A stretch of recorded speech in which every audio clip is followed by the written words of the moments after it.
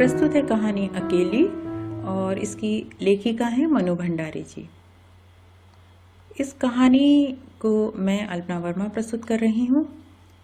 यह कहानी एक ऐसी स्त्री की है जो एकाकीपन में जी रही है और उसका पति है, लेकिन पति उसके साथ नहीं रहता। वह 11 महीने बाहर रहता है, हरिद्वार में जाकर रहता है और 1 महीने के लिए उसके पास आता है, लेकिन तब भी उसका व्यवहार स्नेहहीन और उपेक्षापूर्ण रहता है। तो इस तरह से यह स्त्री अपने अकेलेपन में भी अपने आसपास के लोगों के साथ मिलजुल कर रहना चाहती है और सभी पुराने संबंधों को भी बनाए रखना चाहती है। अपने संबंधियों से भी वह अपेक्षा करती है कि उसको यथोचित सम्मान मिले, लेकिन ऐसा होता है या नहीं होता ये तो हम कहानी पढ़ने के बाद ही जानेंगे। लेकिन हाँ, यह एक ऐसी स्त्री की कहानी है और बहुत ही मर्मस्पर्शी कथा है जो समाज में अकेले रहते हुए सबके साथ मिलजुल कर रहने का प्रयास करती है। सोमा बुआ बुढ़िया है। सोमा बुआ परित्यक्ता है। परित्यक्ता जिसे त्यागा गया हो, जिसे छोड़ दिया गया हो। सोमा बुआ अकेली है। तो ये तो परिचय हो गया सोमा बुआ का। सोमा बुआ का जवान बेटा क्या जाता रहा, उनकी जवानी चली गई। पति को पुत्र वियोग का ऐसा सदमा लगा कि वे पत्नी घर बार तज कर तीर्थवासी हो गए और परिवार में ऐसा कोई सदस्य नहीं था जो उनके एकाकीपन को दूर करता। पिछले वर्षों से 20 वर्षों से उनके जीवन की इस एक रास्ता में किसी प्रकार का कोई व्यवधान उपस्थित नहीं हुआ, कोई परिवर्तन नहीं हुआ। 20 सालों से वे अकेली रह रही थी। यूं हर साल 1 महीने के लिए उनके पति उनके पास आकर रहते थे, पर कभी उन्होंने पति की प्रतीक्षा नहीं की। क्यों नहीं की, इसका कारण आगे आपको मिलेगा। उनकी राह में आंखें नहीं बिछाई। राह में आंखें बिछाना मुहावरा है, इसका अर्थ होता है प्रतीक्षा करना। जब तक पति रहते उनका मन और भी मुरझाया रहता, और भी अधिक वे उदास रहती। उसका कारण क्या था कि पति के स्नेहहीन व्यवहार का अंकुश उनके रोजमर्रा के जीवन की अबाध गति से बहती स्वच्छंद धारा को कुंठित कर देता, अर्थात उनकी स्वतंत्रता में बाधक था। पहले वह अपने मन की मर्जी करती थी, उनकी अपनी दिनचर्या उनके मन मुताबिक चलती थी, लेकिन अब पति के आ जाने से इसमें बाधा हो गई। उस समय उनका घूमना फिरना मिलना जुलना बंद हो जाता था। और सन्यासी जी महाराज से यह भी नहीं होता कि 2 मीठे बोल बोलकर सोमा बुआ को एक ऐसा संबल में सहारा, 2 मीठे बोल बोलकर यानी प्यार से बात करके। सन्यासी जी महाराज सोमा बुआ के पति, जिसका आसरा लेकर वे उनके वियोग में यानी अपने पति के वियोग में 11 महीने काट दें। तो यहाँ लेखिका कह रही हैं कि उनके पति उनसे प्यार से बात भी नहीं किया करते थे। अगर वे प्यार से बात करें तो कम से कम बुआ को उसी का आसरा रहेगा। जब वे अकेली रहती हैं तो कम से कम उनकी वो प्यारी बातें याद करके, स्नेहपूर्ण व्यवहार को याद करके वे अपना समय गुजार सकती हैं, लेकिन ऐसा नहीं होता। और ऐसी स्थिति में फिर बुआ अपने आस पड़ोस में अपना मन लगाने की कोशिश करती हैं और अपनी ज़िंदगी पास पड़ोस के भरोसे ही काटती हैं। किसी के घर में कोई फंक्शन होता है, किसी घर में मुंडन हो, छठी हो, जनेऊ हो, शादी हो या गमी यानी दुख का भी कोई ऐसा समय होता है आस पड़ोस में, तो बुआ वहाँ पहुँच जाती हैं और छाती फाड़ कर काम करती हैं, यानी पूरे मन से काम करती हैं। इतना काम करती हैं जैसे कि वे किसी दूसरे के घर में नहीं बल्कि अपने ही घर में काम कर रही हों। आज कल सोमा बुआ के पति आए हैं और अभी अभी कुछ कहा सुनी होकर चुकी है। बुआ आंगन में बैठी धूप खा रही हैं और पास रखी कटोरी से तेल लेकर हाथों में मल रही हैं और बड़बड़ा रही हैं, अपने आप ही कुछ न कुछ कह रही हैं।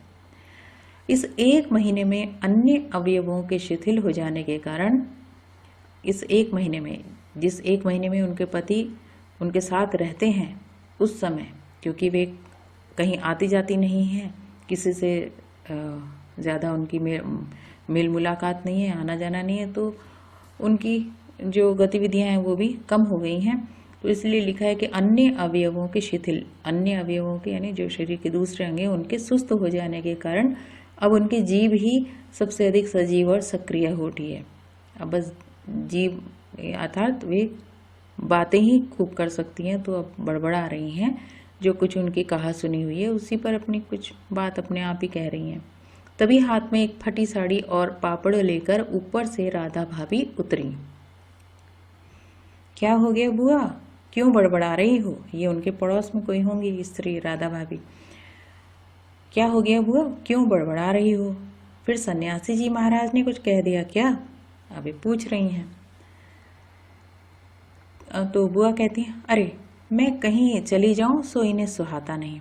यानी अगर वे कहीं अड़ोस पड़ोस में चली जाती हैं तो उनके पति को अच्छा नहीं लगता। कल चौक वाले किशोरी लाल के बेटे का मुंडन था। सारी बिरादरी का न्योता था, बिरादरी को उन्होंने इनवाइट किया हुआ था। मैं तो जानती थी कि ये पैसे का गुरूर है कि मुंडन पर सारी बिरादरी को न्योता है, पर काम उन नई नवेली बहुओं से संभलेगा नहीं, सो जल्दी ही चली गई। हुआ भी यही। अब बता रही हैं किसी के यहाँ गई और क्या हुआ, कहती हैं कि और सरक कर बुआ ने राधा के हाथ से पापड़ लेकर सुखाने शुरू कर दिए। एक काम गत से नहीं हो रहा था, यानी कोई भी काम ढंग से नहीं हो रहा था। अब घर में कोई बड़ा बूढ़ा हो तो बतावे, या कहीं कभी किया हो तो जाने। यानी जो काम वहाँ पे कुछ प्रॉपर ढंग से नहीं हो रहा था उसी के बारे में कह रही हैं।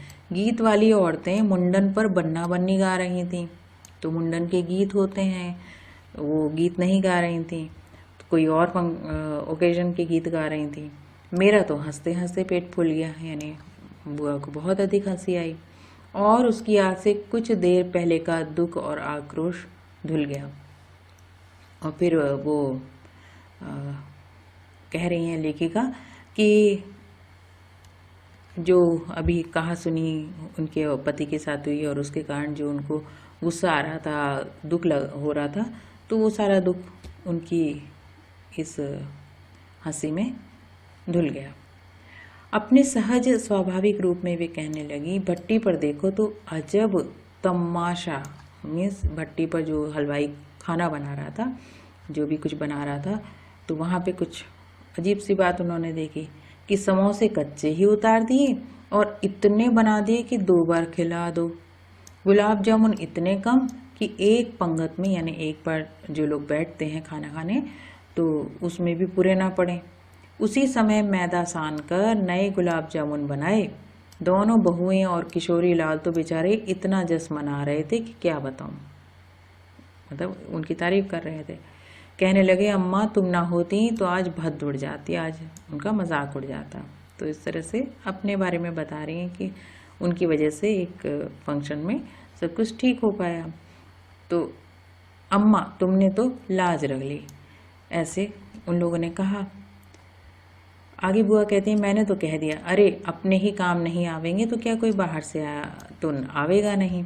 यह तो आजकल इनका रोटी पानी का काम रहता है, नहीं तो मैं सवेरे से ही चली आती। यहाँ पर इनका कौन है? बुआ का पति। तो कह रही हैं कि वो घर पे हैं इसलिए उनका खाना वाना बनाना पड़ता है, नहीं तो मैं सुबह ही आ जाती। अब राधा भाभी पूछती हैं, तो क्या तो सन्यासी महाराज क्यों बिगड़ पड़े? उन्हें तुम्हारा आना जाना अच्छा नहीं लगता बुआ? यूँ तो मैं कहीं आऊँ जाऊँ सो ही इन्हें नहीं सुहाता, इन्हें अच्छा नहीं लगता, बुआ बता रही हैं। फिर कल किशोरी के यहाँ से बुलावा नहीं आया। अरे मैं तो कहूँ घर वालों को कैसा बुलावा, वे लोग तो मुझे अपनी माँ से कम नहीं समझते, नहीं तो कौन भला यूँ भट्टी और भंडारगढ़ सौंपते। पर अब उन्हें कौन समझावे। कहने लगे, तू जबरदस्ती दूसरे के घर में टांग अड़ाती फिरती है। एकाएक उन्हें उस क्रोध भरी वाणी और कटु वचनों का स्मरण हो आया जो उनके पति ने उनसे कहे थे, जिनकी बौछार कुछ देर पहले ही उन पर होकर चुकी थी। याद आते ही फिर उनके आंसू बह निकले। राधा भाभी कहती हैं, अरे रोती क्यों हो बुआ, कहना सुनना तो चलता ही रहता है। सन्यासी महाराज 1 महीने को तो आगा रहते हैं, सुन लिया करो और क्या। सुनने को तो सुनती ही हूँ, पर मन तो दुखता ही है कि 1 महीने को आते हैं तो भी कभी मीठे बोल नहीं बोलते। मेरा आना जाना इन्हें सुहाता नहीं। तो तू ही बता राधा, ये तो साल में 11 महीने हरिद्वार रहते हैं, इन्हें तो नाते रिश्ते वालों से कुछ लेना देना है नहीं, पर मुझे तो सबसे निभाना पड़ता है।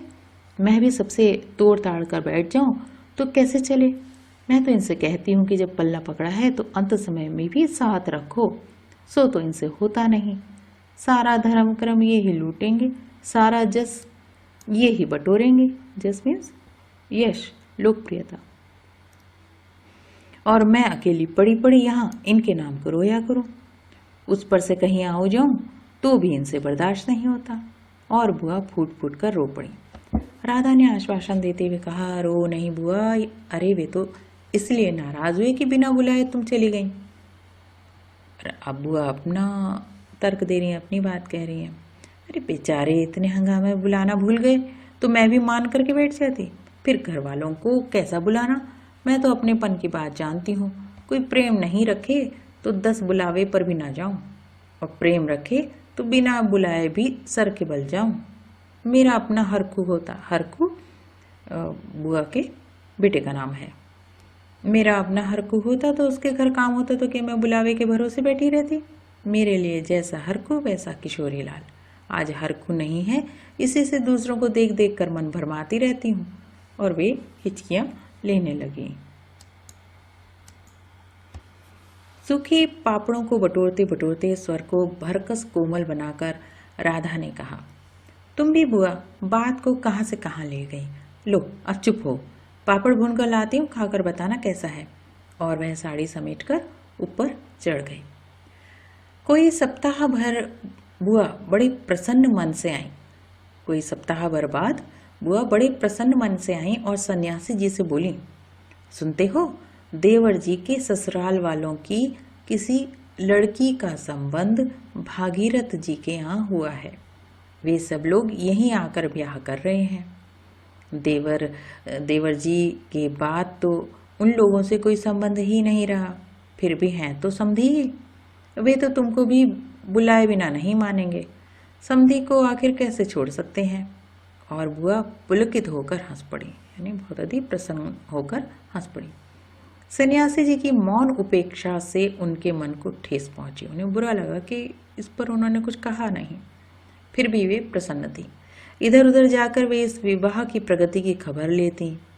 आखिर एक दिन वे यह भी सुनाई कि उनके समधी यहाँ आ गए। जोर शोर से तैयारियां हो रही थीं। सारी बिरादरी को दावत दी जाएगी, खूब रौनक होने वाली है। दोनों ही पैसे वाले ठहरे। क्या जाने हमारे घर तो बुलावा आएगा या नहीं। देवर जी को मरे 25 बरस हो गए, उसके बाद से तो कोई संबंध ही नहीं रखा। रखे भी कौन, यह काम तो मर्दों का होता है। मैं तो मर्द वाली होकर भी बेमर्द हूँ। ऐसा उन्होंने क्यों कहा? क्योंकि उनका पति 11 महीने तो हरिद्वार में रहता है। और एक ठंडी सांस लेकर उनके दिल से निकल गई। अरे वाह बुआ, तुम्हारा नाम कैसे नहीं हो सकता, तुम तो समधिन ठहरी। संबंध में ना रहे कोई रिश्ता थोड़ी टूट जाता है। दाल पीसती हुई घर की बड़ी बहू बोली, हैं बुआ नाम है? बुआ नाम है, बता रही है, कंफर्म करिए, मैं तो लिस्ट देख कर आई हूँ। ये उनकी विधवा ननंद बोली। बैठे ही बैठे एकदम आगे सरक कर बुआ ने बड़े उत्साह से पूछा, तू अपनी आंखों से देख कर आई है नाम? नाम तो होना ही चाहिए, पर मैंने सोचा कि क्या जाने आजकल की फैशन में पुराने संबंधियों को बुलाना हो या ना हो। और बुआ बिना 2 पल भी रुके वहाँ से चली गई। आजकल की फैशन मीन्स जो अब लोग अपने आप को थोड़ा आधुनिक समझने लगे हैं, तो उसमें पुराने अपने संबंधियों को ऐसे उत्सव में समारोह में बुलाते नहीं हैं। तो इसी बात पर उन्होंने कहा। और बुआ बिना 2 पल वहाँ से चली गई, रुकी नहीं। अपने घर जाकर सीधे राधा भाभी के कमरे में चढ़ी और बोलती हैं, क्यों री राधा, तू तो जानती है कि नए फैशन में लड़की की शादी में क्या दिया जाता है। समधियों का मामला ठहरा सो वो भी पैसे वाले। खाली हाथ जाऊंगी तो अच्छा नहीं लगेगा, मैं तो पुराने ज़माने की ठहरी, तू ही बता दे क्या दूं। अब कुछ बनने का समय तो रहा नहीं, बनाने का समय तो रहा नहीं, या कोई चीज़ यानी कोई सोने की कोई चीज़ बनवाए या अपनी पसंद से, तो 2 दिन बाकी हैं, सो कुछ बना बनाया ही खरीद कर ले आना। राधा भाभी से कह रहे हैं। राधा पूछती, क्या देना चाहती हो अम्मा, जेवर, कपड़ा या श्रृंगारदान या कोई और चांदी की चीज़ें। बुआ कहती हैं, मैं तो कुछ भी नहीं समझो रही, जो कुछ पास है तुझे ला कर दे देती हूँ, जो तू ठीक समझ ले आना। बस भद नहीं होना उड़नी चाहिए, यानी कोई अपमान नहीं होना चाहिए, उनकी बेइज्जती नहीं होनी चाहिए। अच्छा देखो पहले के कितने रुपए हैं, बुआ ये कहती हैं। और वे डगमगाते कदमों से नीचे आईं। 2-3 कपड़ों की गठरियां हटाकर एक छोटा सा बक्सा निकाला, बड़े जतन से उसे खोला। उसमें 7 रुपए और कुछ रेजगारी यानी चिल्लर यानी जो खुले पैसे होते हैं वे वहाँ पर थे, और एक अंगूठी थी। बुआ का अनुमान था कि रुपए कुछ ज़्यादा ही होंगे, पर जब 7 रुपए ही निकले तो सोच में पड़ गई। रईस यानी जो धनी समधी हैं उनके घर में इतने से रुपयों से तो बिंदी भी नहीं लगेगी। उनकी नज़र अंगूठी पर गई। यह उनके मृत पुत्र की एकमात्र निशानी उनके पास रह गई थी। बड़े बड़े आर्थिक संकटों के समय भी उन्होंने इस अंगूठी का मोह नहीं छोड़ा था। आज भी एक बार उसे उठाते समय उनका दिल धड़क गया। फिर भी उन्होंने 5 रुपए और वह अंगूठी आंचल में बांध ली। बक्से को बंद किया और फिर ऊपर को चली राधा के पास। पर इस बार उनके मन का उत्साह कुछ ठंडा पड़ गया था और पैरों की गति सुस्त हो गई थी। राधा के पास जाकर बोली, रुपए तो नहीं निकले बहू, आए भी तो कहाँ से, मेरा कौन कमाने वाला बैठा है। उस कोठरी का किराया आता है, उसमें तो 2 समय की रोटी निकल जाती है जैसे तैसे। और फिर वे रो पड़ी। राधा ने कहा, क्या करूं बुआ, आजकल तो मेरा भी हाथ तंग है, नहीं तो मैं ही दे देती। अरे पर तुम देने के चक्कर में क्यों पड़ती हो, आजकल तो देने लेने का रिवाज ही उठ गया है। नहीं रे राधा, समधियों का मामला ठहरा। बुआ कहती हैं कि नहीं भाई, समधियों का मामला है, 25 बरस हो गए तो भी वे नहीं भूले, तो मैं क्या खाली हाथ जाऊं। नहीं, इससे तो ना जाऊं सो ही अच्छा। राधा कहती, तो जाओ ही मत ना, चलो छुट्टी हुई, इतने लोगों में किसे पता चलेगा कि आई कि भी नहीं आई। राधा ने सारी समस्या का सीधा सा हल बताते हुए कहा। बुआ कहती, नहीं, बड़ा बुरा मानेंगे, सारे शहर के लोग जाएंगे और मैं समधिन होकर भी नहीं जाऊंगी तो यही समझेंगे कि देवर जी मरे तो संबंध भी टूट गया, संबंध भी तोड़ लिया। नहीं, तू यह अंगूठी ही बेच दे। और उन्होंने आंचल की गांठ खोलकर एक पुराने ज़माने की अंगूठी राधा के हाथ पर रख दी। फिर बड़ी मिन्नत के स्वर में बोली, तू तो बाजार जाती है राधा, इसे बेच देना और जो कुछ ठीक समझे खरीद लेना, बस शोभा रह जाए इतना ख्याल रखना, यानी उनका मान रह जाए इतना ध्यान रखना। गली में बुआ ने चूड़ी वाले की आवाज़ सुनी तो एकाएक ही उनकी नज़र अपने हाथ की भद्दी मटमैली चूड़ियों पर जाकर टिक गई। कल समधियों के यहाँ जाना है, जेवर नहीं तो कम से कम कांच की चूड़ी तो अच्छी पहन ले, यही सोचकर उन्होंने चूड़ी वाले को आवाज़ दी। और पर एक अत्यंत लाज ने उनके कदमों को रोक दिया। कोई देख लेगा तो। लेकिन दूसरे क्षण ही अपनी इस कमज़ोरी पर विजय पाती वे पीछे के दरवाजे पर पहुंच गईं और 1 रुपया कलदार यानी जो कलाई का सिक्का मीन्स नया सिक्का होता है, तो 1 रुपया खर्च करके हरी लाल चूड़ियों के बंद पहन लिए। पर सारे दिन हाथों को साड़ी की आंचल से ढके ढके फिरे कि एक तो ये कि कोई देखेगा तो क्या कहेगा, किस उम्र में तुम ऐसी चूड़ियाँ पहन रही हो चमकदार रंग बिरंगी, और इसीलिए उसको छिपाती फिरी। शाम को राधा भाभी ने बुआ को चांदी की एक संदूरदानी, एक साड़ी और एक ब्लाउज़ का कपड़ा लाकर दे दिया। सब कुछ देख पाकर बुआ बड़ी प्रसन्न हुई और सोच सोचकर कि जब वे ये सब देंगी तो उनकी समधिन पुरानी बातों की दुहाई दे देकर उनकी मिलनसारिता की कितनी प्रशंसा करेगी। उनका मन पुलकित होने लगा। अंगूठी बेचने का दुख भी नहीं रहा।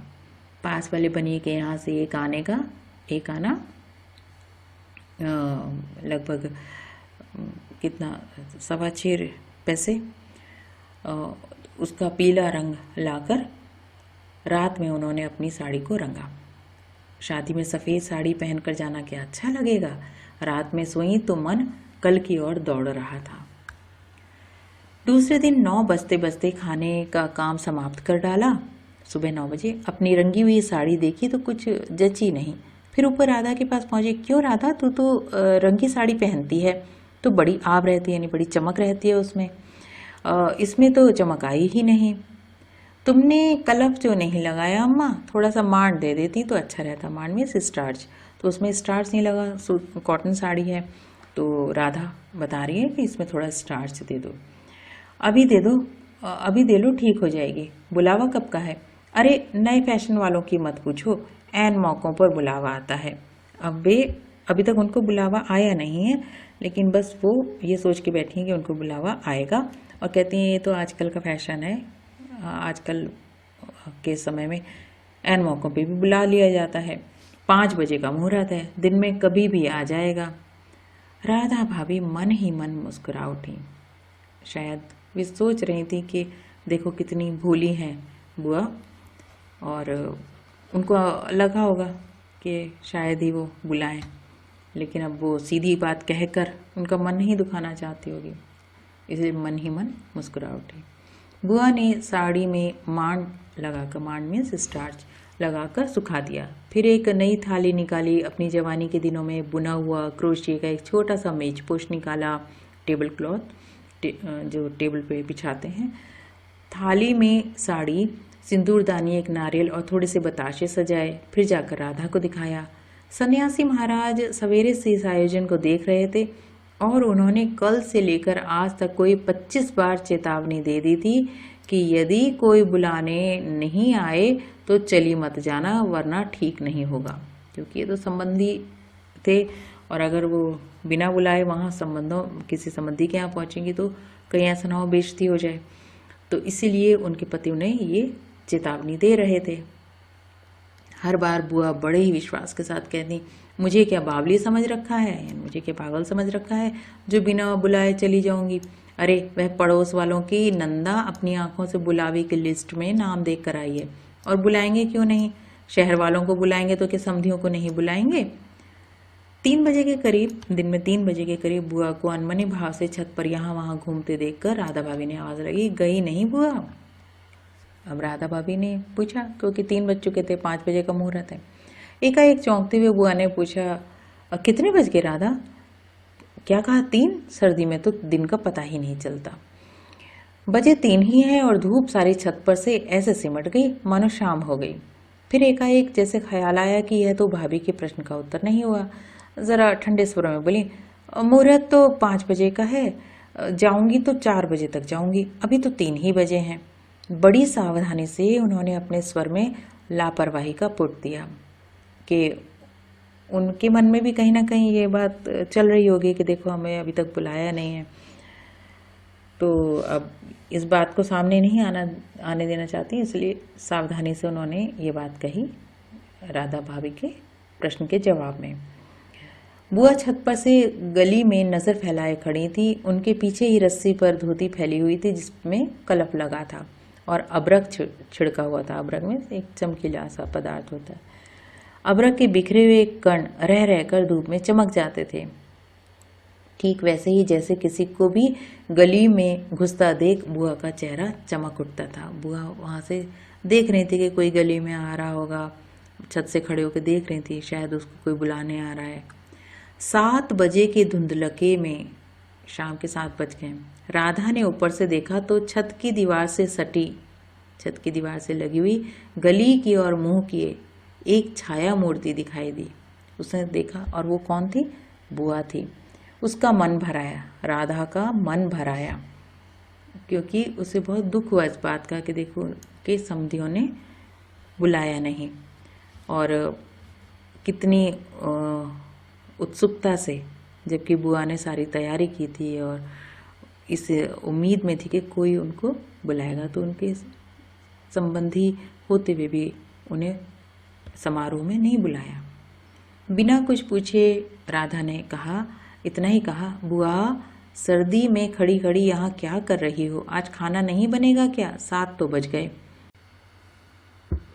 जैसे एकाएक नींद में से जागते हुए बुआ ने पूछा, क्या कहा? 7 बज गए? फिर जैसे अपने आप से ही बोलते हुए पूछा, हाँ पर 7 कैसे बज सकते हैं? मुहूर्त तो 5 बजे का था। अब यह वह स्थिति है जब वे इस बात को स्वीकार नहीं कर पाई कि उनको बुलावा नहीं आया। सच में शाम के 7 बज गए हैं, मुहूर्त का समय गया, समारोह ख़त्म भी हो गया होगा। तो जब राधा ने ये बात कही तो वे मन से इस बात को स्वीकार नहीं कर पा रही थी, इसलिए अपने आप से बोलते हुए उन्होंने कहा कि मुहूर्त तो 5 बजे का था और 7 कैसे बज सकते हैं। फिर एकाएक ही सारी स्थिति को समझते हुए, क्या स्थिति कि उन्हें बुलावा नहीं आया है, इस बात को वे समझ गईं। उन्हें नहीं बुलाया उनके संबंधियों ने, और स्वर को भरकस संयत बनाकर अब दुखी हो गई होंगी, स्वर भारी हो जाएगा, तो उसको स्वर को संभाल कर कहती हैं राधा से। वे दर्शाना नहीं चाहते कि उन्हें इस बात का दुख हुआ है। वे कहती हैं, अरे खाने का क्या है, अभी बना लूँगी, 2 जनों का है, 2 लोगों का खाना ही तो है, क्या खाना और क्या पकाना। फिर उन्होंने सूखी साड़ी को उतारा, नीचे जाकर अच्छी तरह उसकी तह की और धीरे धीरे हाथों की चूड़ियाँ खोली, यानी हाथों की चूड़ियाँ जो नई चूड़ियाँ पहनी हुई थी वो उतारी। थाली में सजाया हुआ सारा सामान उठाया, सारी चीज़ें बड़े जतन से अपने एकमात्र संदूक में रखती और फिर बड़े ही बुझे हुए दिल से अंगीठी जलाने लगी। बुझा हुआ दिल और अंगीठी का जलना, बुझा हुआ दिल अर्थात निराशा भरा मन। और अब वे अपने खाने की तैयारी करने लगी, इसके लिए उन्होंने अंगीठी जलाई। तो यह थी मर्मस्पर्शी कथा अकेली।